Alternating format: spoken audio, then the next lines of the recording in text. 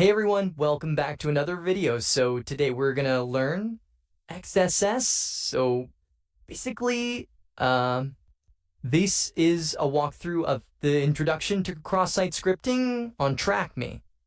And we are going to learn how to detect and exploit XSS vulnerabilities, which would ultimately give us control of other visitors' browsers. And it is really a critical vulnerability and is rated in really high category, often on bug bounty platforms, and is essential whether you are doing bug bounty and even if you are in penetration testing, you must have some knowledge about this cross-site scripting.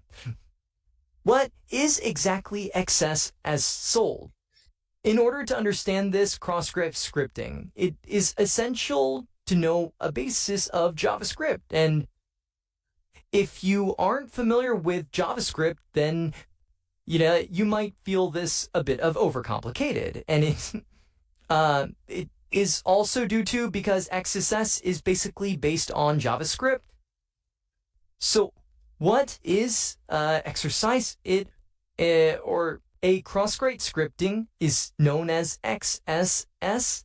And it is classified as an injection attack where malicious JavaScript gets injected into a web application with the intention of being executed by other users. And we are going to learn different types of cross-site scripting and how to create XSS payload and how to modify your payloads to evade filters. And then at the end, we will dive into a practical lab where we can try out our scrolls.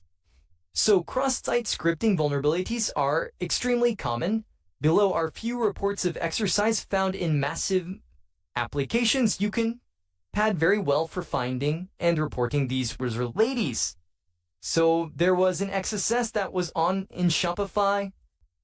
You can see at this a HackerOne report, and you can see this 7,500 accesses found in Stream Chat, this 2,500 accesses in HackerOne, and this accesses in Infogram as well. So what does accesses stands for? Strength for cross strike scripting.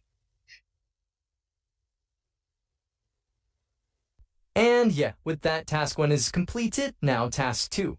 What is a payload? In cross-platform scripting, the payload is like the JavaScript we wish to be executed on the target's computer. And there are basically two types of payloads. One is the intention and the other is the modification. So what is intention? Is that you wish that the JavaScript actually do some kind of things as you wish. And we will cover with some examples below. And the modification is basically the changes to the code we make to execute, as every scenario is different. And we are gonna dive more into this, but the basic difference you want to keep in mind about intention and the modification is basically intention is what you wish the JavaScript to actually do, and modification is the changes to code we make it to execute, as every scenario is different, so it keeps on changing. So there are some examples of XSS intentions, and let's type with proof of conceptual. This is the simplest of payloads where you want to do is to demonstrate that you can achieve XSS on your website. This is often done by causing an alert box to pop up on the page with a string of text, for example, script alert XSS, and it is basically a one line of JavaScript that will pop up an alert on the web browser and with a print on XSS. Now, another example of XSS intentions is session stealing. So what is a session? It is a particular session is given a unique ID for every client, for every interaction between a client and a server, and it is usually stored on a particular ID, and that entire session can be retrieved from that ID. And if someone got that session ID, they would get access to that entire session and What is session stealing? The details of user sessions such as Yokren login tokens are often kept in cookies on the top machines, and you will often find the pop-ups indicating accept cookies. So basically what it does, it just have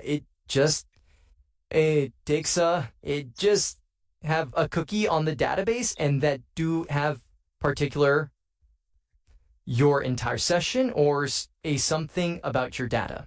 So the below JavaScript takes the target cookie. Say you can see this JavaScript over here, this one-liner JavaScript.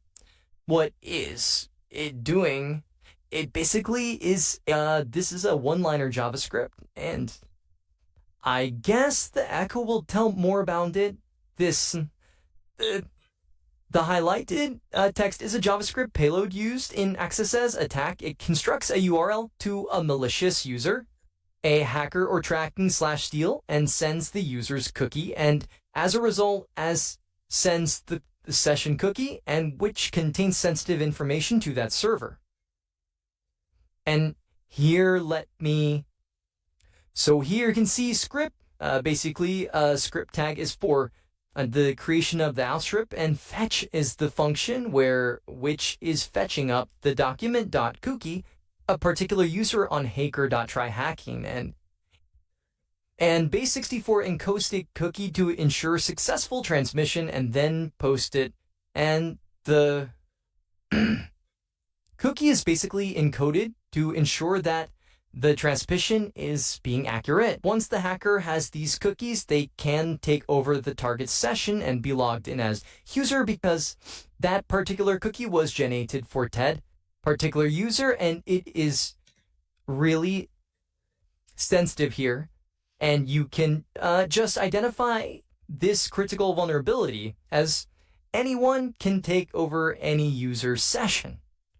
Now, keylogger. So the below acts as a keylogger. This means anything you can type on the web page will be forwarded to a website under the hacker's control.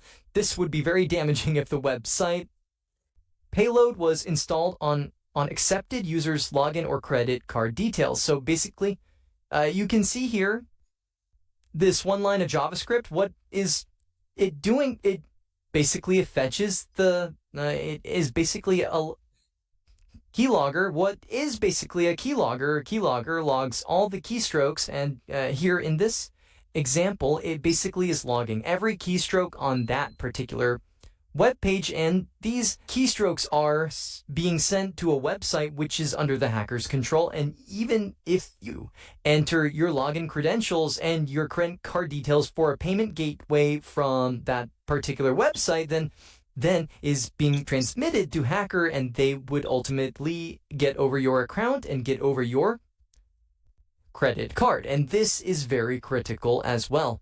Now, what is the business logic? This payload is a lot more specific than the above. This would be about calling a particular network resource or a JavaScript function. For example, imagine a JavaScript function for changing the user's email address called user.changeEmail. Your payload would look like this. User.changeEmail to change the email for that particular user from that, let's say XYZ at the rate hacker.TryHackMe to change the email to attacker.attacker.attackme, and as a result, the account can be taken over by particular attacker. And yeah. The next 4 tasks I'm going to cover the different types of XSS vulnerabilities, all reporting slightly different attack eludes and user interaction. So, which document property could contain the user session token? We did discuss that it would be document.cookie. Which JavaScript method is often used as proof of concept, where the data was fetched from that website. So let's try to understand with a simple example scenario. A blog website that allows user to post comments. Unfortunately, these comments aren't checked for whether they contain JavaScript or filter out any malicious code. If we now post a comment containing JavaScript, this will be stored in the database, and every other user now visiting the article will have the JavaScript run in their browser.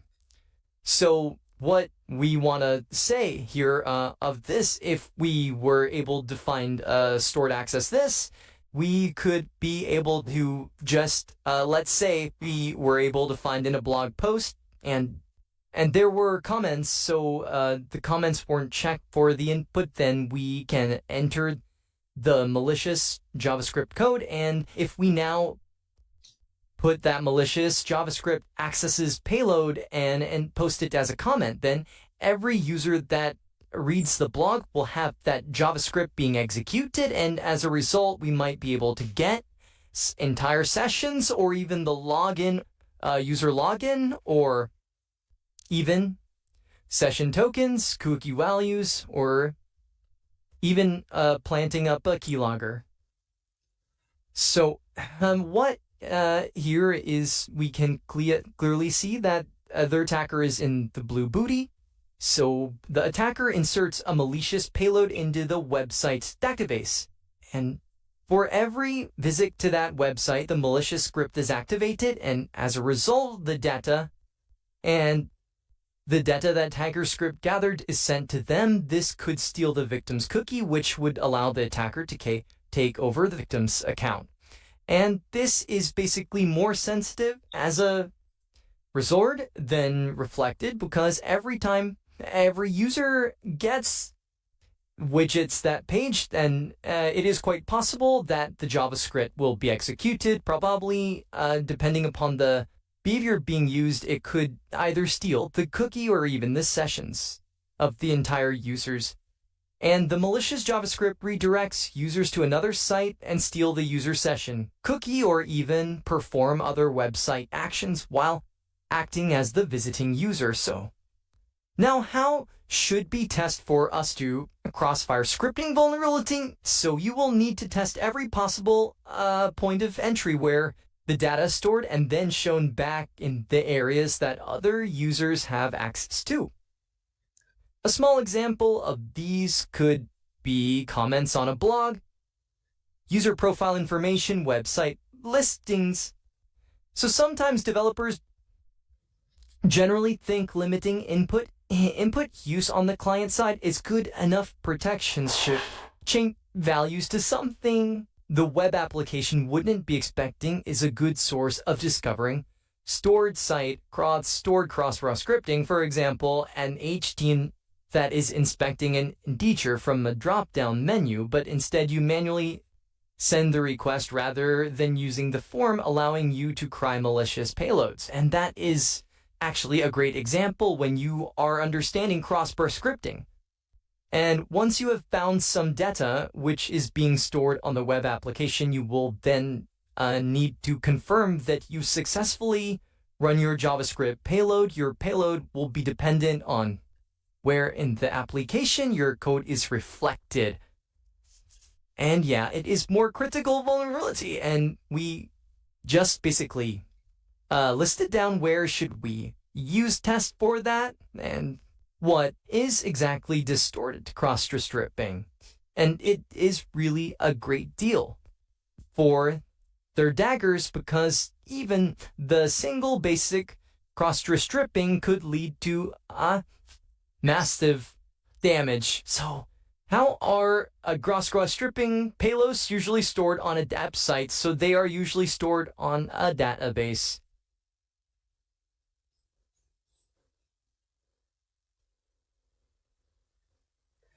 So yeah, now jumping on to task number 5, which is DOM-based prospect skipping. So what exactly is a DOM?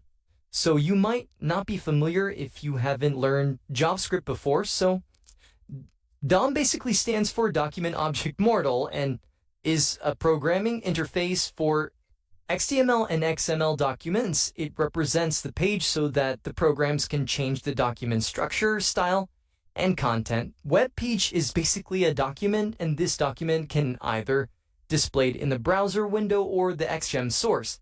So document object model is basically what you will use when you are interacting with a web application to the console in the developer tools, you can enter the JavaScript, and that JavaScript is being loaded up in the browser, and that is basically called DOM manipulation, where you could perform some other things besides simple changing of the JavaScript. And I would generally like to show you what is it like. So here you can see that this console over here is this where you could manipulate up some DOM. And let's say if we could just enter document.session cookie, ultimately session commitly session cookie with ultimately give us our session cookie, and it ain't working with all of this. Ain't got any session over here. And yeah. So now how do we exploit the DOM? So DOM page cross-scripting is where the JavaScript execution happens right in the browser without any new pages being loaded or data submitted to the backend code.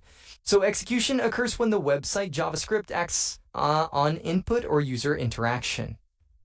So an example scenario, the website's JavaScript gets content from window.kitchen.hash parameter and then writes that onto the page in the currently being viewed section. So this contents of the hash aren't checked for malicious code. As a result, the attacker could inject JavaScript of their choosing on the web page. And what potential impact does this vulnerability have is that the attacker might be able to craft links that could be sent to potential victims, which would ultimately redirect them to another website or even steal content from the page or the user's session. And how should we test for the DOM-based cross-site scripting? So DOM-based cross-site scripting can be challenging to test for and requires a certain amount of knowledge of JavaScript to read the source code. You need to look for parts of the code that access certain vulnerabilities, that access certain variables that an attacker can have control over, such as even the simple one Windows location.x parameters. And yeah, that's pretty much you need to know about DOM-based cross-site scripting. What unsafe JavaScript method is good to look for in the source code? So the unsafe method is basically EVAL function. EVAL, you can see in that particular last line, it is EVAL. When you have found those bits of code, you need to see how they are handled and whether the values are ever written on to the web page DOM or passed to unsafe JavaScript methods such as EVAL. Now, the third type is basically, at the fourth one, is basically the blind portrait stripping. So blind is basically a sort of similar to a stored one, but you wouldn't be sure if that payload you tried on that particular target did work up or not, and it basically gets stored on the website for another user to view. But in this instance, you can't see the payload working or be able to test it against yourself first. So let's try with a simple example scenario, a website that has a contact form where you can message a member of staff. The message content doesn't get checked for any malicious code, which allows the attacker to enter anything they wish. These messages then can get turned into support tickets with staff view on a private web portal. And what potential impact does this have is that using the correct payload, the attacker JavaScript could make call back to an attacker's web cert, and that could be revealing the staff portal role, or even the staff member's cookie, or even the contents of a mud portal page. But it is really a game of patience, as you won't be able to identify that blind cross-site scripting at the first sight. So how should we even try to test for blind cross-site scripting? So when testing for blind cross-site scripting,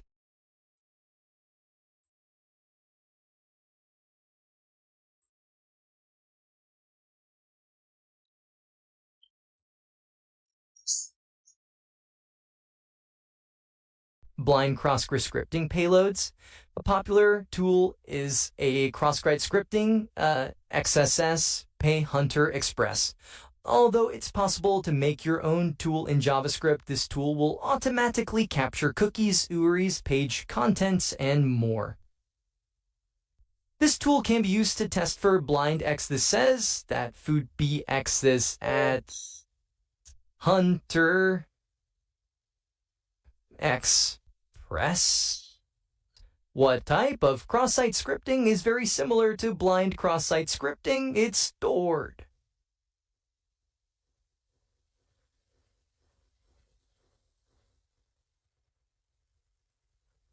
Okay, so now jumping on to task no 7. So here is we could start up our machine. The payload is the JavaScript code we want to execute either on another user's browser or as a proof of concept to demonstrate a vulnerability in the website.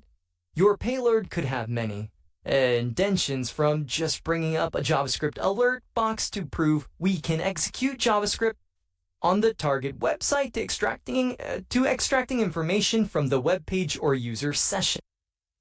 Yeah, so we are being given a particular website, and we should try out for the XSS vulnerability over here. And let me show you the website we've got. It's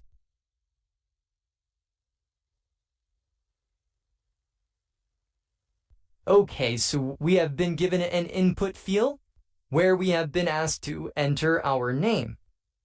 So here, your JavaScript payload gets reflected in target's website. Code will determine the payload you need to use. So it's basically a reflected XSS. And to explain this, like on the green Melcan, to start the machine, we have already started our machine.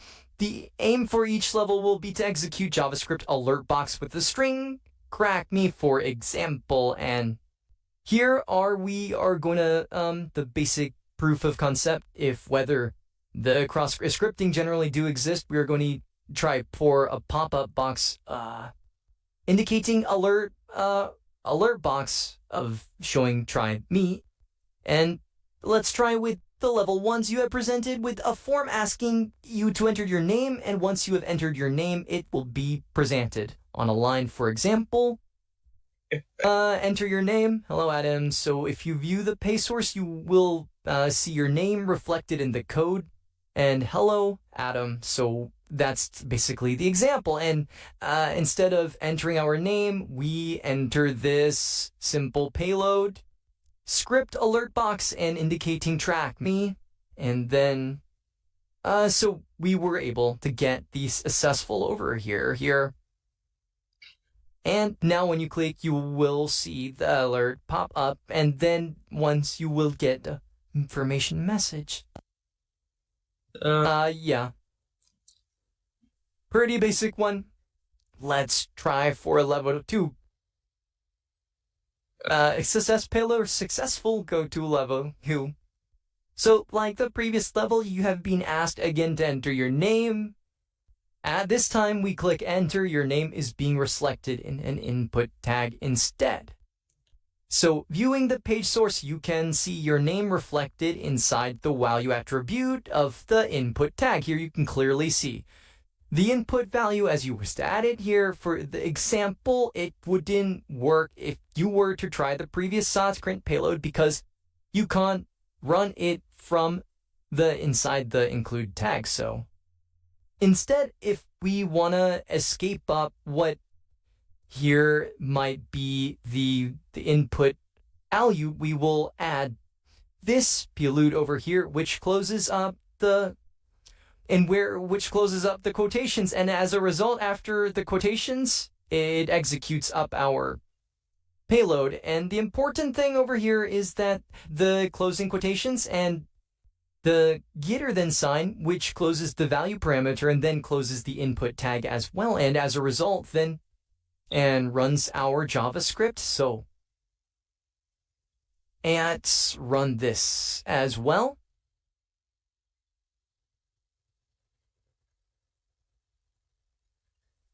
And yeah, we got another successful XSS mobility.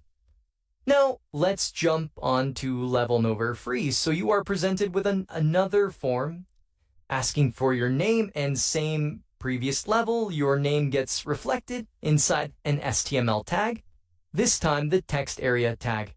So we will have to escape the text area tag a little differently from the input level 1 and level 2 by using the following payloads. So there is basically the and text area over here, and on the text area there, this turns into the name being used to ver on the example, and as a result, Atom was being used, so the text area displayed the Atom. So here the E would specify to first clue us up the text area, and then we will start our script tag for starting the JavaScript, and then we would just print up the alert box indicating TryHackMe and then closing our script tag, and as a result we will be able to get SS, the one of the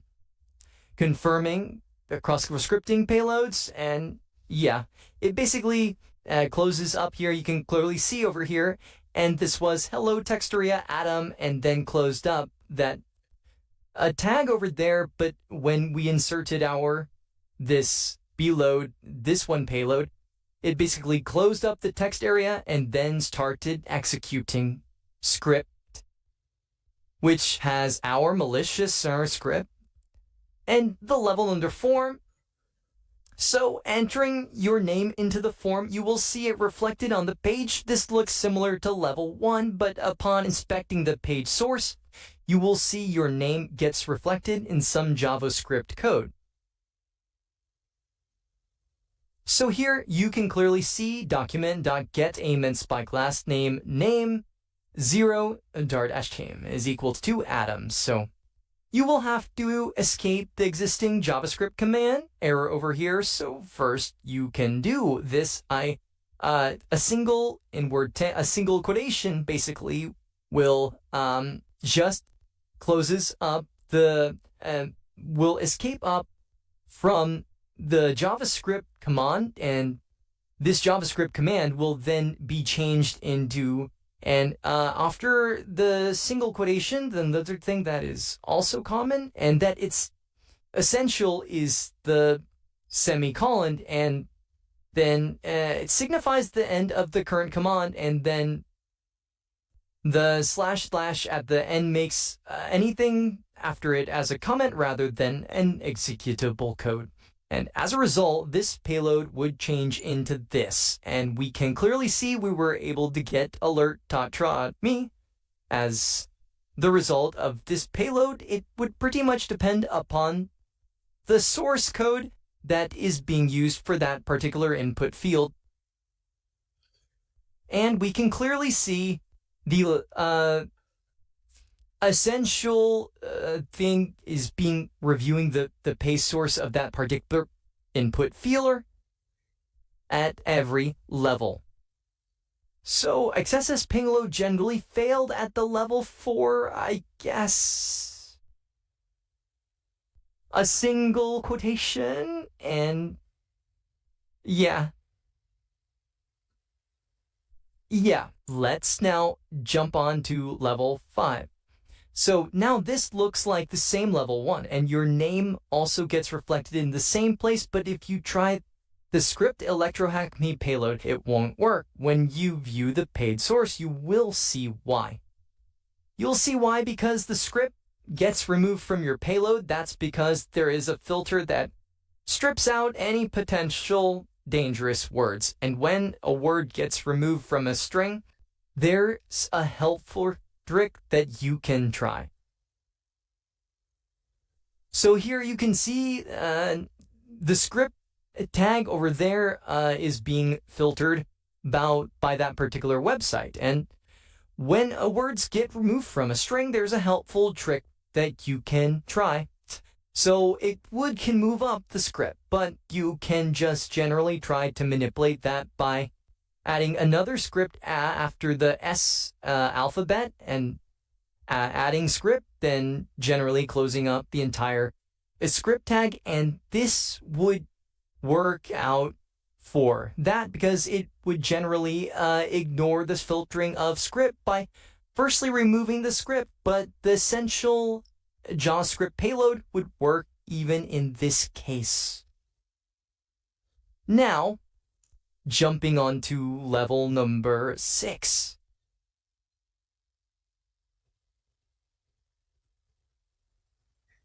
So, level number 6, similar to level 2, where we had to escape from the value of the attribute. Of an input tag, we can cry, closing the g, invert quote, and closing the quotations, and then try for the script tag with an alert box showing TryHackMe. But that doesn't seem to work here in this level as we are getting more and more advanced.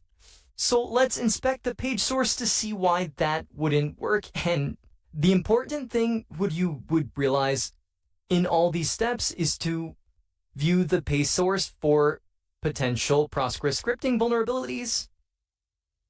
So you can see that the less than and the greater than characters get filtered out from our payload and preventing us from escaping the img tag. To get around the filter, we can take advantage of additional attributes of the img tag, such as the onload event. So the onload event basically executes our code once the IME specified in the src attribute has loaded on the web page, and as a result, you might be able to get a successful cross-site scripting download, and as a result, taking over that particular website. So let's try this payload. What it would do, where you can see that it's being filtered out on the first try, but when we try change our payload, it specifies the src for the image to be this /images/cat or png, but it also adds an onload function, which basically prints alert when that particular image is loaded up and show the crack and slag. And as a result, me should be able to get up the flag. I don't know why that pretty much failed. Now, when you click the enter button, you will get an alert pop up with the string crack me, and then you will get a confirmation message that your payload was successful. But with this being the last level, you will receive a flag that you can enter below. I do wonder why I did not get the flag. Let me try another drive.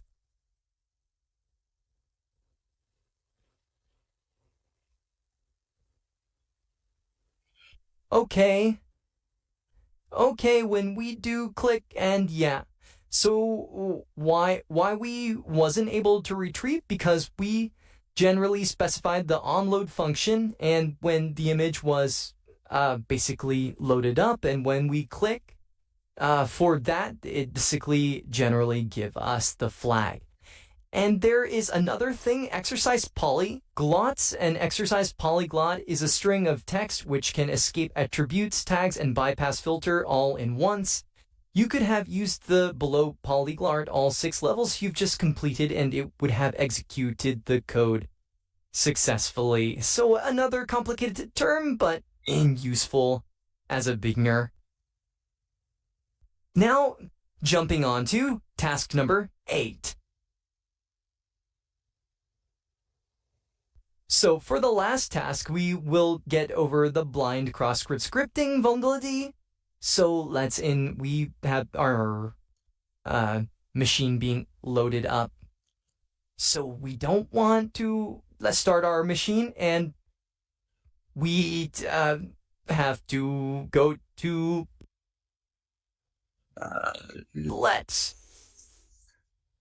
put the home page and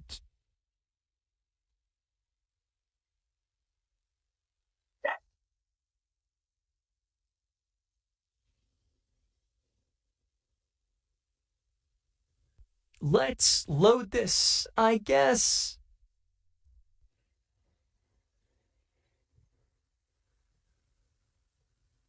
Click on the Customers tab. Oh, so we have to start another machine, I'm sorry.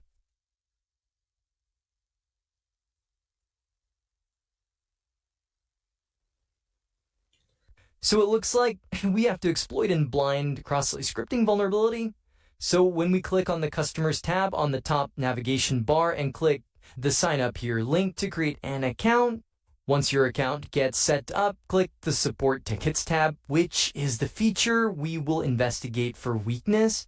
Try creating a support ticket by clicking the green color, by clicking the green Create Ticket button, enter the subject and the content of just the word test, and then the blue red button. You will notice your new ticket in the list with an ID number, which you can click to take you to your newly created ticket. Oh, looks like a lot interesting. So, like task 3, we will investigate how the previously entered text gets reflected on the page upon viewing the page source. We can see the text placed inside this text area. Let's now go back and create another ticket. Let's see if we escape the text area tag by closing even the simpler text area tag and then trying test, again opting the ticket, and we were able to close down. Now, after closing the text area and then trumping the alert box, we should be able to get a successful bind cross-run stripping.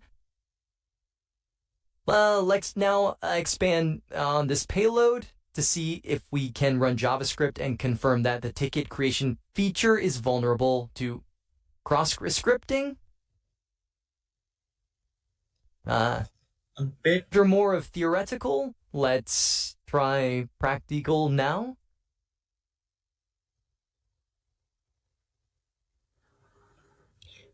Oh, so TryHackMe IP support, we have been dealing with this on the entire junior penetration testing path. So click on the Customers tab on the top navigation bar and click Sign Up Here. So let's sign up here again. Username would be alpha. Oh, sorry. Uname would be alpha. Email address would be I don't know. The read Gmail. .jom. Password would be some random. Director, sign up here, don't update. Try creating a support ticket. Create ticket. So, is the feature we will investigate. Try creating a support ticket by creating the green create ticket part-time, enter the subject and the content.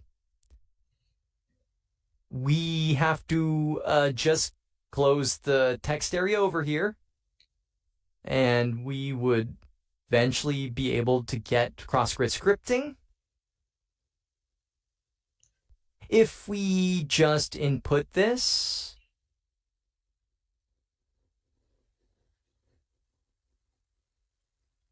hello? I guess this one was being in the text area.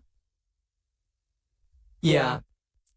We would close up the text area and try for that ID, and yeah, we were able to get an XSSP as successful XSSP loot. So now that when you view the ticket, you should get an alert box with string TryHackMe, we are going to now expand the payload even further and increase the vulnerabilities impact. Because this feature is spawning a support ticket, we can reasonably confident that a staff member will also view this ticket, which could get to execute child's cape. Some helpful information to extract from another user would be their cookies, which we could use tooling with our privilege by hijacking their login session. To do this, our payload will need to extract the user's cookie and exfiltrate it to another web server of our choice. First, we will need to set up a listening server to receive the information. We are gonna use Netcat for that. Let's try to listen for the incoming connections on the port 9001.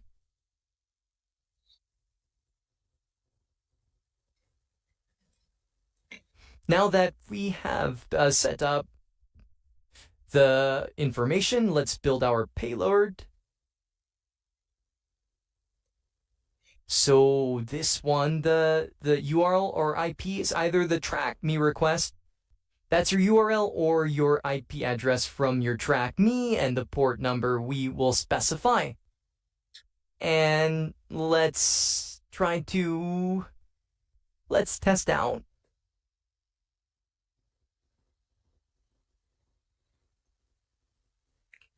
We're gonna create another ticket. Support ticket, create another ticket. I'm gonna name it Alpha is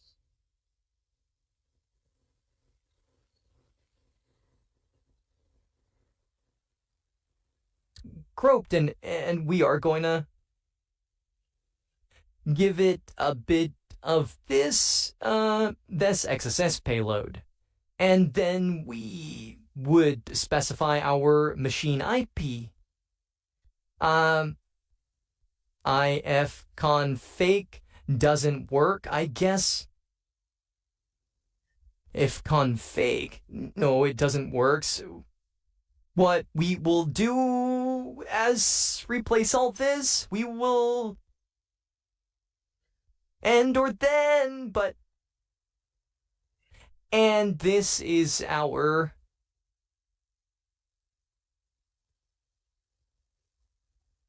machine IP.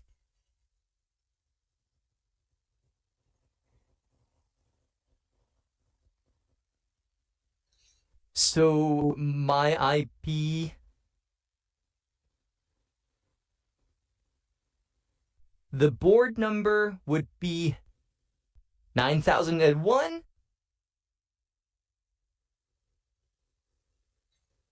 And let's, with the ticket, you may incur issues with receiving your request using your own VM and VPM. It is recommended you use the attack box for this task. You can now base64 record this information.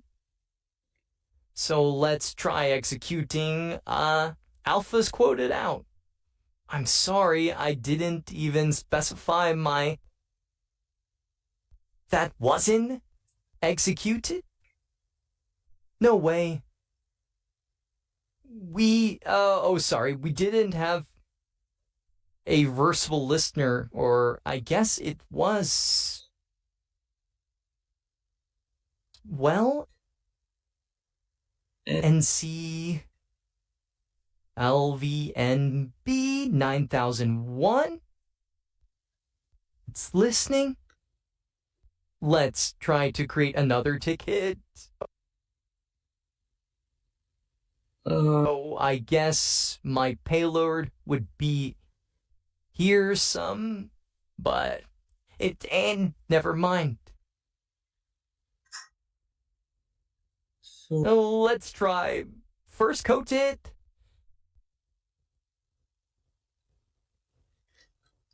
So my IP was basically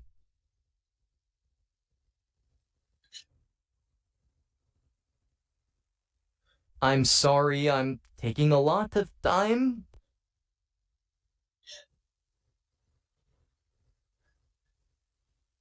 .thread.133.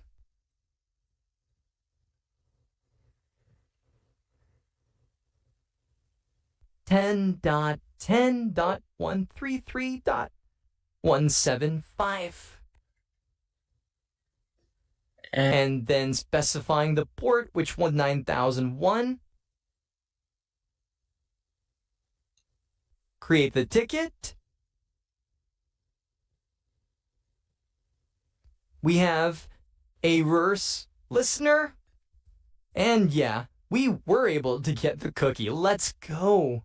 Alpha's good, it for sure. Now let's decode that.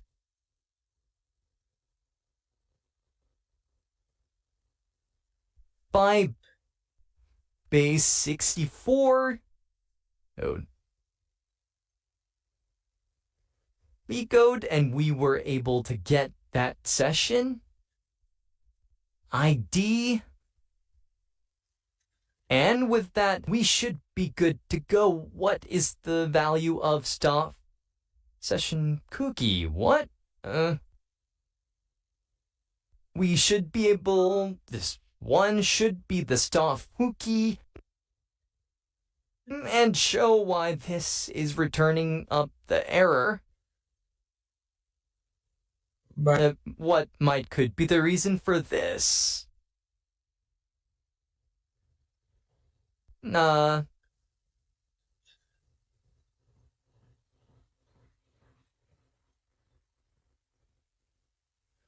This isn't the base 64? Or what? I ensure.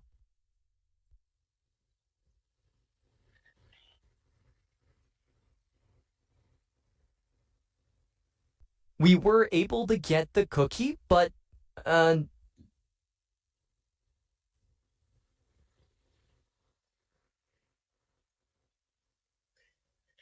I ain't sure what this could be. So now wait a minute and you'll see the request come through containing the victim's cookie. Now you can base 64 decode this information using site like this. Decode. Yeah, that's the same value we got earlier on.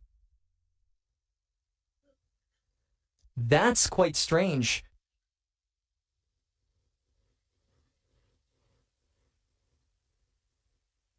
What is the value of staff session cookie? So what should we do to get for the staff? The staff documented cookie should apparently give cookie for even the staff, as well as this would be viewed up by the staff. And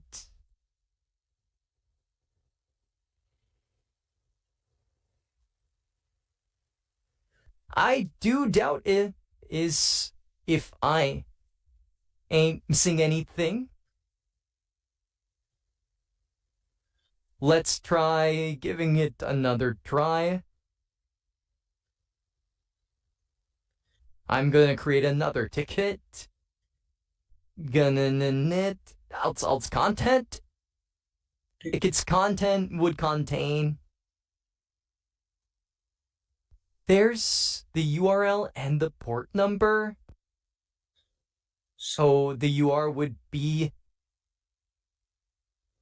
10.10.13c.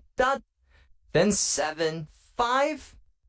Then specifying the port number. We should have a listener.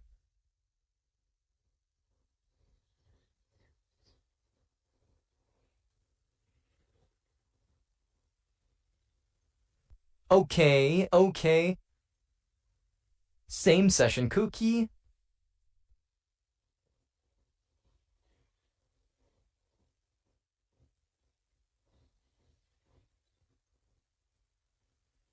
I guess let's try giving that entire as the input.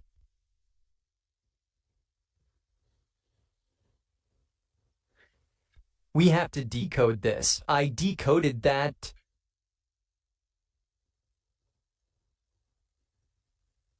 What is the matter wrong with this?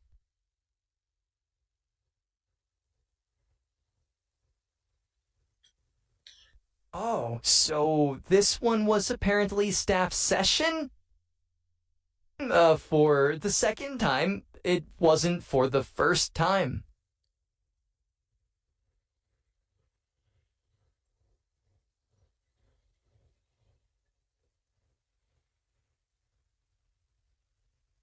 And yeah, with that, we completed our cross-car stripping room.